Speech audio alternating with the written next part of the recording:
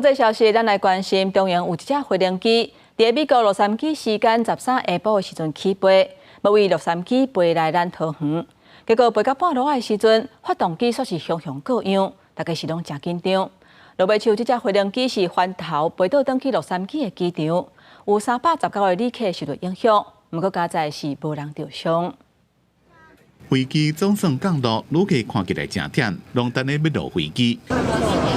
真侪旅客伫咧遐传咧要摕家己的行李，伫飞超过8点钟了，飞机搁转到出发点洛杉矶。起飞2、3小时那时候吧，也有点像遇到乱流那种，晃一下，他就直接讲说，就飞机有发生一些故障问题。长荣这台 BR5班机本来是美国西部时间13下昼1点03分起飞，要对洛杉矶飞桃园机场。伫太平洋天顶正边的发动机出现异常的信号，一直到美国西部时间13下晝9点32分，才回头登机洛杉矶机场。 飞出去四个多小时，然后再飞回来4个多小时，就他们没有说明得很清楚啊。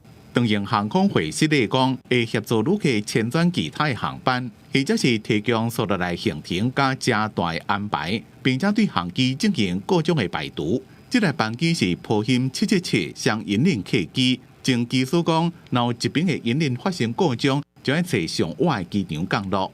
越过这个水域啊。 在一般来讲，目前是所谓的180分钟以内要有这个备降场。2个发动机情况，只要一个发动机故障，就是立即就进入紧急状况。When Squawk 7700 is declared, all nearby ATCs are also informed of the emergency. 这台长荣客机不挂到切切框框的识别电码，代表飞机出现重大事件，就要由航管协助安排优先降落，好加在班机尾也顺利降落到地面。记者综合报道。